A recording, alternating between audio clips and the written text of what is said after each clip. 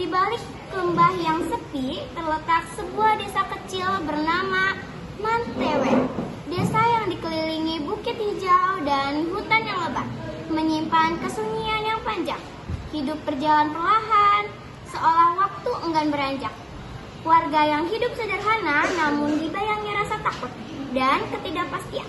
Desa itu tidak lagi tumbuh, gotong royong perlahan memudar, kepercayaan di antara warga mulai rapuh.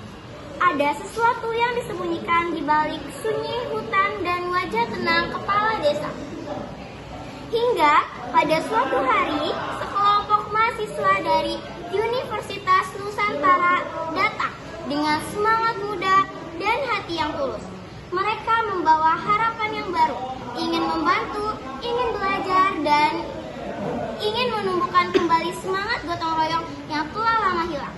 Namun, mereka tak tahu bagaimana di balik rindang pepohonan Mantewe tersembunyi rahasia gelap yang akan mengubah segalanya.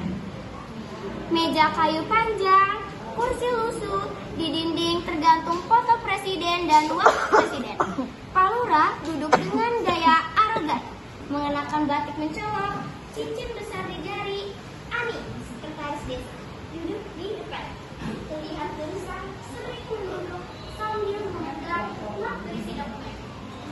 Beberapa warga termasuk Pak Jaya dan Bu Rini berdiri di belakang mahasiswa masuk berbaris rapi, membawa tas ransel dan juga berisi perlengkapan.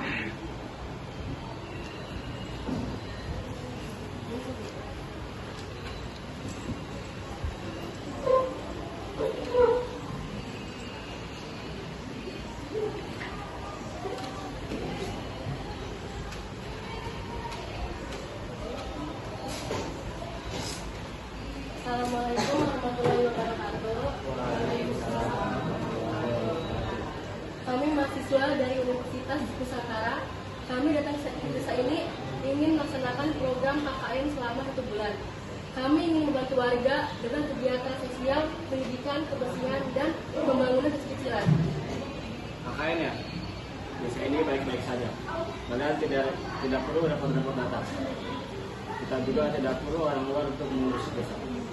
Mahasiswa saling pandang. Suasana abang itu saling maju ke depan bicara dengan suara alami. Justru kami lebih bergotong royong, Kak. Desa ini indah, punya potensi. Kalau kami ikut kerja bersama warga, hasilnya pasti akan lebih baik. Kami hanya ingin membantu, bukan ikut campur. Pokoknya jangan so tahu. Kalian boleh tinggal di sini, tapi jangan macam-macam. Terutama jangan pernah masuk hutan. Hutan itu bahaya, angker, banyak roh jahat. Paham? Mahasiswa sedikit terkejut, berbisik satu sama lain. Halo guys, hari ini adalah hari pertama kita KKN di desa Mantewe. Doakan dengan adanya kami di desa ini bisa makin maju.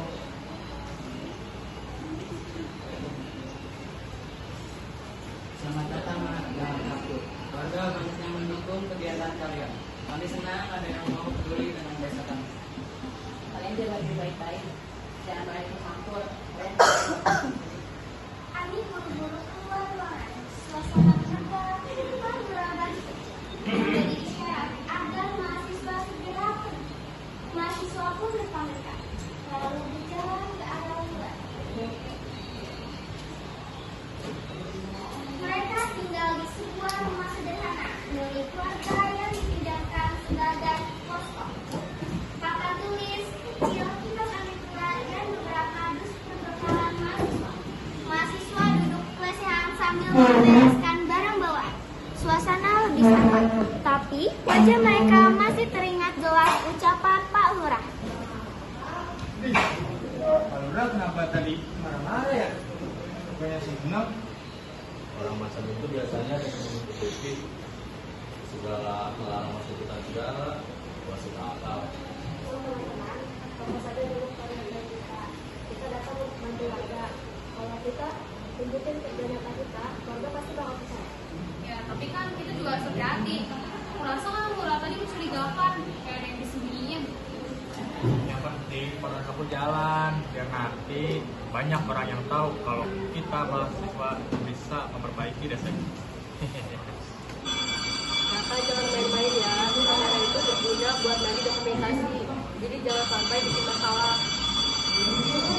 Udahlah, sekarang kita tidur dulu aja. Besok baru kita mulai programnya. Kita tahu warga pada mulai bekerja sama. Lampu perlahan meredup, menandakan malam pun berlarut. Keesokan harinya, mahasiswa bangun lebih pagi dan merapikan barang-barang. Posko KKN tampak lebih rapi. Mahasiswa berdiri di halaman posko. Beberapa warga datang. Ada Pak Jaya, Bu Rini, dan anak kecil. Suasana ayam berkokok. Udara terasa hangat. Di belakang, tampak pemandangan desa sederhana.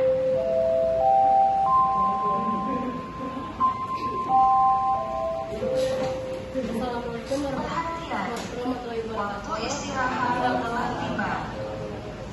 Selamat pagi Bapak Ibu. Terima kasih sudah datang. Kami semua ingin memperkenalkan diri agar kita lebih mengenal dan lebih akrab. Mahasiswa maju satu persatu untuk memperkenalkan dirinya masing-masing. Kenalkan, saya Sari, jurusan pendidikan. Saya ingin membantu anak-anak di desa ini untuk lebih semangat belajar.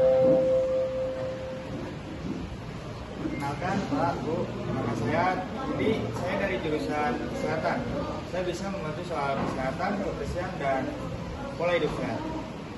Saya Bima dari jurusan Teknik Sipil. Saya siap memperbaiki jalan, jembatan, dan bangunan rusak. Kenalkan, nama saya Lina, saya dari jurusan hukum. Saya mau bantu masyarakat memahami hak warga, terutama urusan administrasi dan hukum desa. Perkenalkan, nama saya Raka dari jurusan pertanian, dan saya akan belajar bertanam bersama warga, dan saya suka mendokumentasi. Perkenalkan, nama saya Dian, saya dari jurusan manajemen. Jadi kami semua ingin bekerjasama dengan warga, bukan hanya belajar, tapi juga membantu. Maka dari itu kami ingin Bapak Ibu mengikuti gotong royong untuk membersihkan sekitar balai desa. Bagian gotong royong dimulai.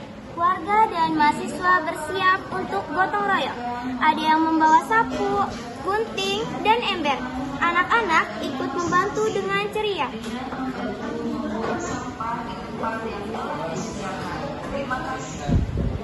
Tenang ya, anak-anak muda semua. Saya siapa yang membantu kakak ini yang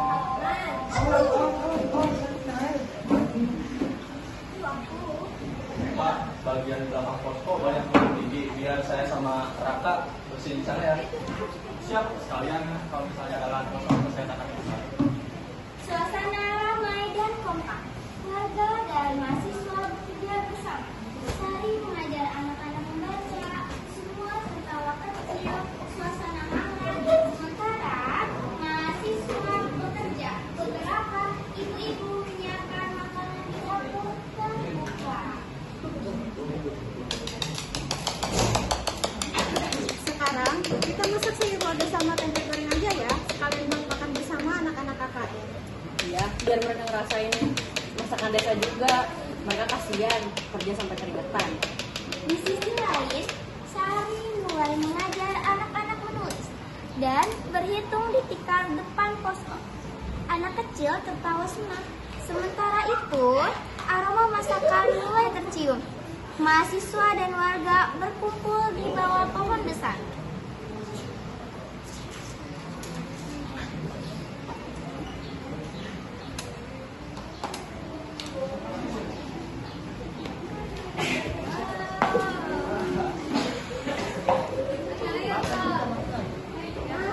Ayo, Kak, kita makan bersama dulu ya.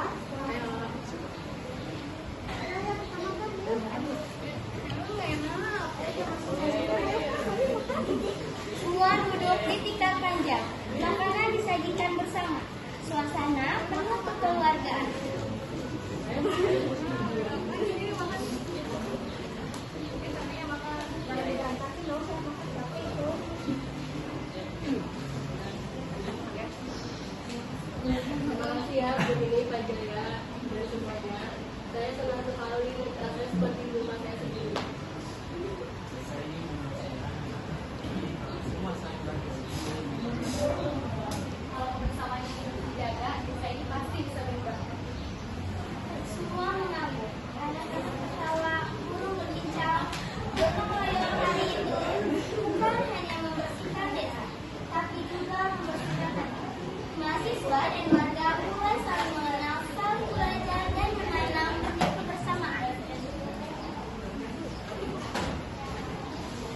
Setelah gotong royong, mahasiswa kembali ke posko.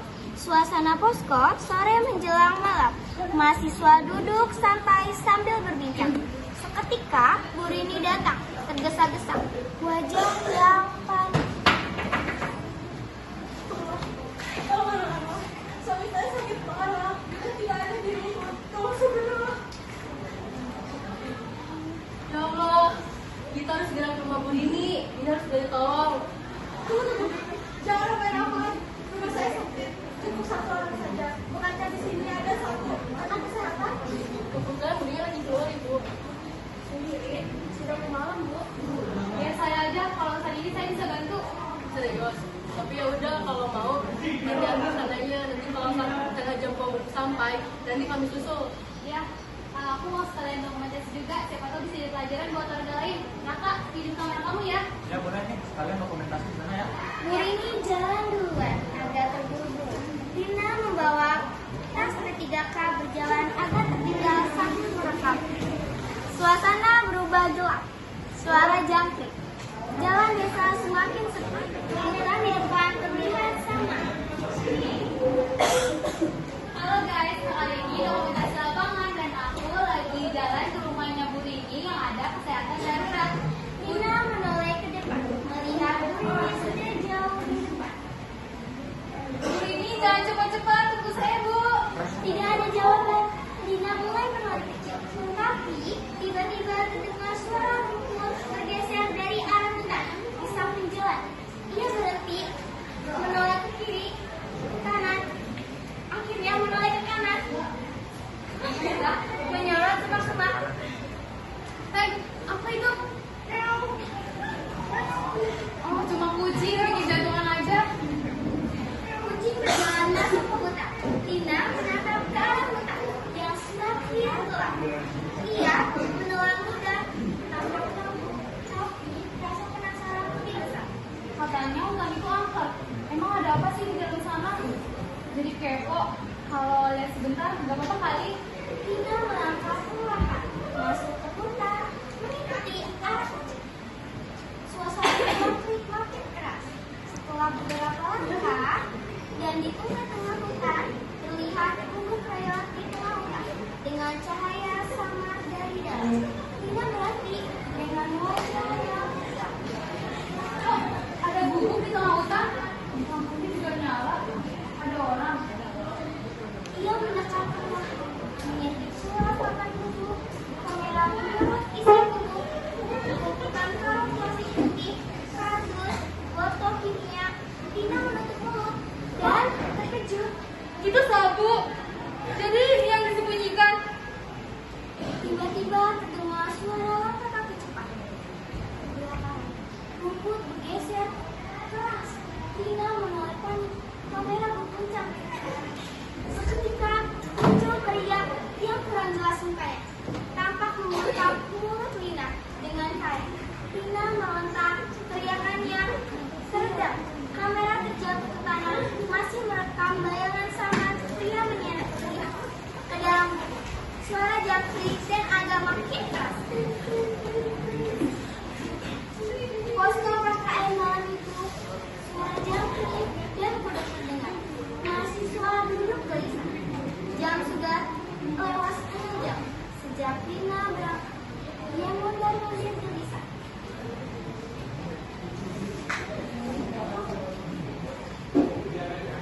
Ini udah setengah jam tapi Lina juga kembali. Padahal rumah Bu Rini itu tidak jauh dari posko. Aku takut terjadi apa-apa sama Lina. Kenapa tadi terjadi dia pergi sendiri? Mungkin di rumah Bu Rini lagi rame. Jadi lama. Kita tapi tidak angkat dulu. Tadi aku yang Bu Rini pulang sendirian, dan Pak Lina di sampingnya.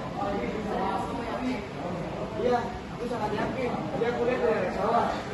Tiba-tiba pintu posko diketuk. Ternyata ada sekretaris desa yang datang. Saya cari Lina, ada yang mau saya tanya. Kebetulan Lina sudah pulang. Tadi ada Bu Rini ke posko menunjukkan hasil. Kalian hati-hati, kalau Lina belum pulang, siapa tahu dia tersesat atau pergi ke tempat orang kan. Setelah ini kita lihat. Kenapa semua orang melarang begitu?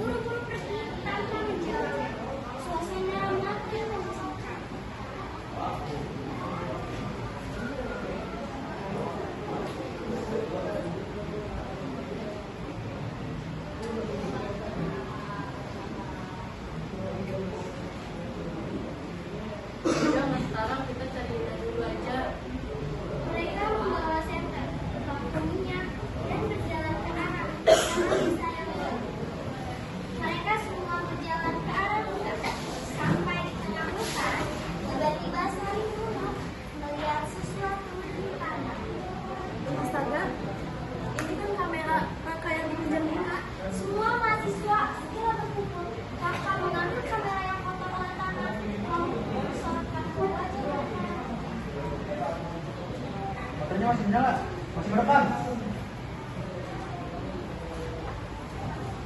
Semua mahasiswa menahan nafas. Saya pun melakukan rekaman di layar kaca. Dengan merekam perjalanannya, lalu suara kucing masuk ke hutan, menemukan gubuk penuh barang mencurigakan. Rekaman terakhir menunjukkan 300 ekor liar. Kamera terjatuh dan orangnya. Ini diculik. Sadar itu bubuk. Itu sabuk. Ini pasti ada hubungannya sama Pak Lurah. Pantas aja desa ini gak pernah maju. Anggaran desa dikorupsi, dipakai bisnis kotor begini. Tapi kita nggak bisa melawan. Siapa tahu mereka bersenjata, mereka terlalu berbahaya. Kita punya rekaman. Kalau misalnya kita lapor ke polisi, kita bisa bertahan. Masalahnya, kalau misalnya mereka tahu kita bersama ini, kita ada masalah. Bagaimana dengan ini? Dia di hutan. Mungkin dia ada di gubuk itu. Kita nggak bisa nunggu lama. Baik, malam ini kita bicara dulu aja. Mulai besok, sebagian dari kita lapor ke polisi dan sebagian mengawasi hutan. Tapi untuk malam ini kita pastikan Lina masih hidup. Aku setuju. Malam ini kita balik dulu ke posko untuk menyusun rencananya. Besok baru kita mulai pencarian. Dan semua aman ini harus dilakukan. Ini sudah bukan tentang apa lagi. Ini misi menyelamatkan warga dari korupsi. Mahasiswa saling pandang, wajah penuh tekun. Burung langsung terdengar, memberi kesan menegangkan. Mereka mulai berjalan ke posko untuk menyusun strategi.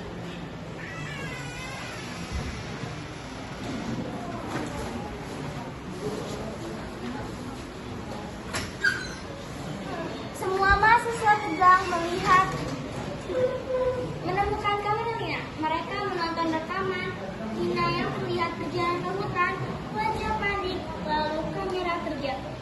Mahasiswa panik, mereka berdiskusi mengenai strategi untuk menyelamatkan Lina. 1 jam berlalu, mereka masih membahas mengenai strategi yang baik untuk menyelamatkan Lina.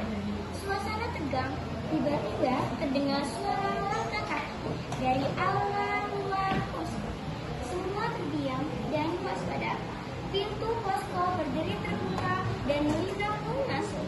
Pakaian berantakan, wajah kotor, napas pun terengah-engah. Lina, bagaimana kamu selamat? Bukannya rekaman ini kamu langsung ditangkap. Maaf, udah bocorin semua khawatir. Sebenarnya aku sengaja masuk ke hutan. Aku bisa lolos karena penjaga itu tiba-tiba pergi dengan seorang, tapi tidak jelas seorang itu siapa. Apaan lu tidak? Kita berdaya masuk ke hutan. Buat cari bukti doang.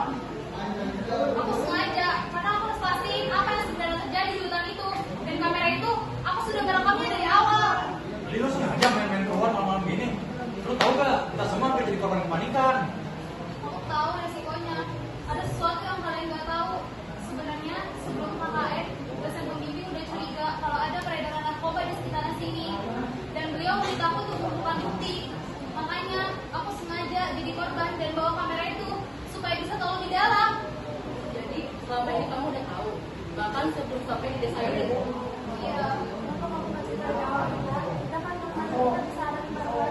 Aku takut kalau aku cerita bisa bocor. Aku harus pastiin dulu dan aku gak mau kalian semua terseret bahaya. Mahasiswa duduk melingkar. Mereka masih syok setelah Lina mengaku. Suasana menjadi tegang dan hening. Tiba-tiba suara orang dari luar terdengar. Semakin keras. Sari ketakutan memeluk tas. Budi berdiri spontan, marah. Dia mencoba menahan. Laka menyalakan kamera, merekam dari balik jendela. Lina berdiri paling depan, wajah tenang tapi tegas. Gara-gara lu, kita jadi kayak gini. Coba lu ngomong dari awal. Kalau mereka berani masuk, kita lawan, nggak usah takut. Budi kamu jangan bodoh. Mereka tuh lebih banyak, mereka tuh lebih kuat. Kamera ini satu. Kamera ini akan menjaga kita. Kalau misalnya hilang, udah ada salah. Tenang, kita semua gak boleh panik. Mereka sengaja buat kita takut. Coba lu bilang dari awal. Nggak mungkin kayak gini loh. Kalau aku cerita dari awal, mungkin kita udah dibunuh duluan sebelum nemuin bukti, Budi. Suara gedoran pintu keras, posko bergetar. Semua mahasiswa berteriak kaget, suasana kacau, Sari menangis, dia langsung menariknya. Budi siap berdiri di depan pintu, tapi Lina menahannya. Kita bikin informasi. Raka, tekan terus jendelanya. Dia jaga Sari. Budi, ayo kita tahan pintunya pakai kursi.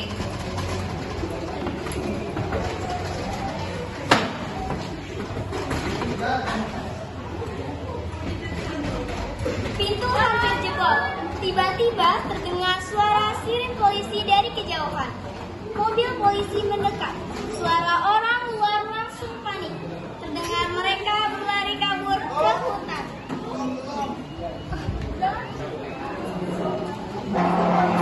Mereka benar-benar datang, tapi siapa yang melaporkan? Mereka semua membuka pintu dan melihat keadaan sekitar. Tiba-tiba, Ani, sekretaris desa, datang. Aku yang melaporkan. Dari awal aku sudah tahu semua kejahatan ini dan aku juga tahu kalau kamu diculik. Setelah polisi datang, mereka semua jadi saksi kejahatan di desa ini. Dan mahasiswa berjalan pelan bersama polisi. Lina di depan memegang setan kecil. Dian dan Raka di belakang membawa kamera. Sari tampak tunduk. Terus berpegang tangan dengan Ani, yang akhirnya ikut membantu polisi. Itu gubuknya kan? Iya, di sana aku lihat karung berisi sabu. Tempat ini emang harus dibongkar.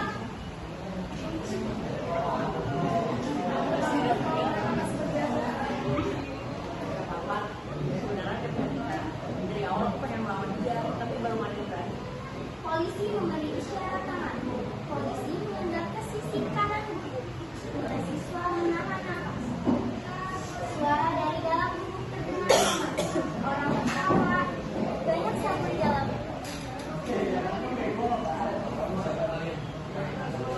Polisi, jangan meledak, kalian sudah dikepung.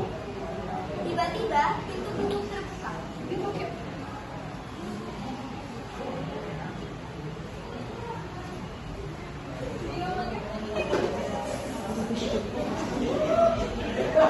Tiba-tiba Parulak keluar dari gubuk.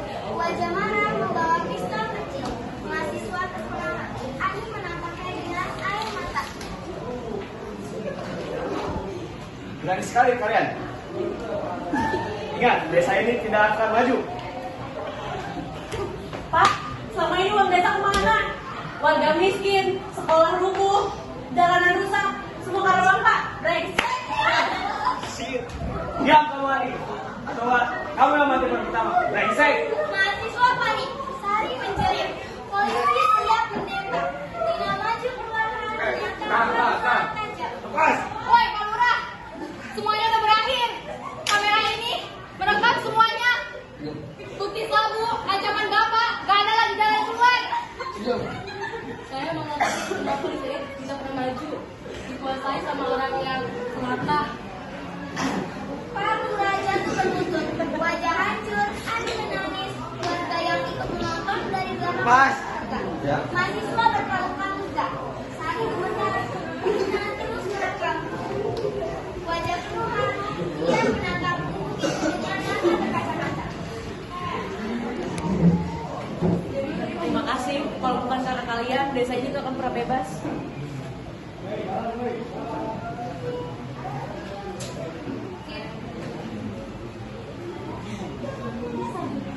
Kita lakuin ini bukan hanya untuk desa, tapi untuk masa depan.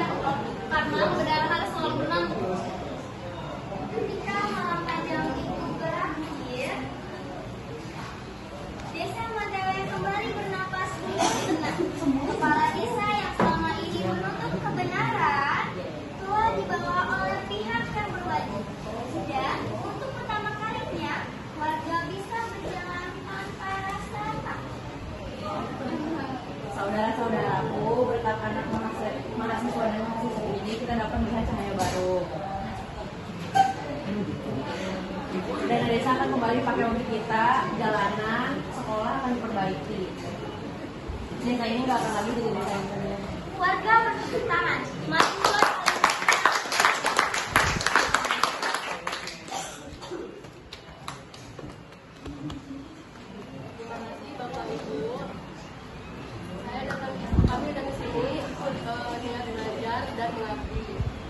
Tapi ternyata kita belajar lebih banyak dari Bapak Ibu tentang arti keberanian, kejujuran, dan kebersamaan.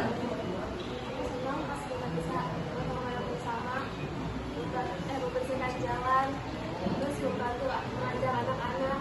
Misalnya indah, kalau misalkan kita saling peduli. Dan aku juga nggak bakal lupa, bakal duel satu lawan preman.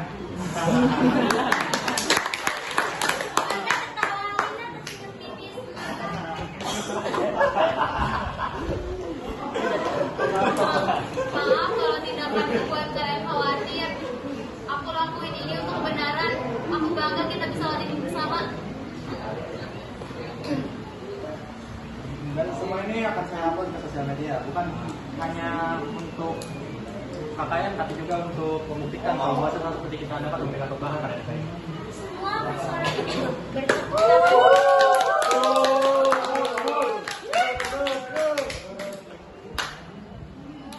Seorang anak perempuan berlari ke depan, membawa bunga sederhana, lalu memberikan kepada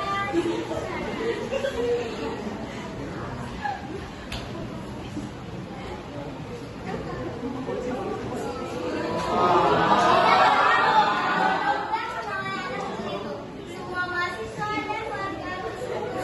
Suasana hening, penuh haru. Ani berdiri di samping mahasiswa. Suara mereka. Desa kita harus benar-benar bergotong royong. Gak ada lagi yang harus kita takutin kali ini. Dan kita harus maju bersama-sama.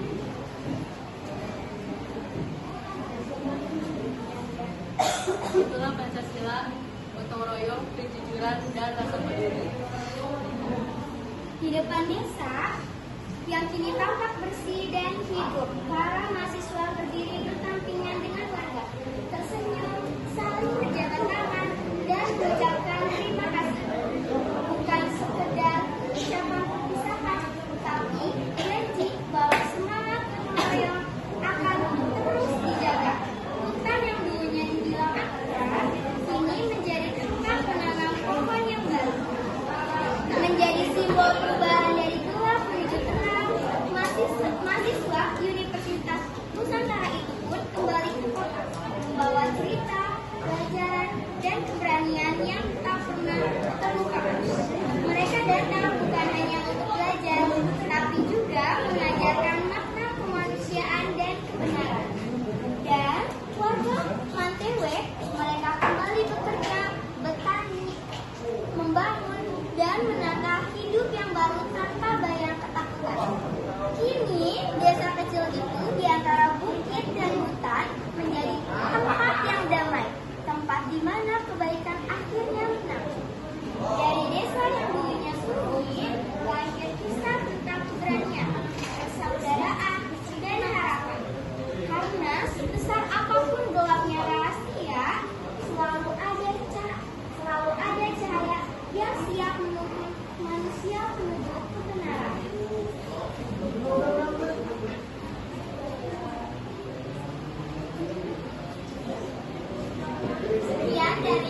Sekian sosial drama dari kelompok kami.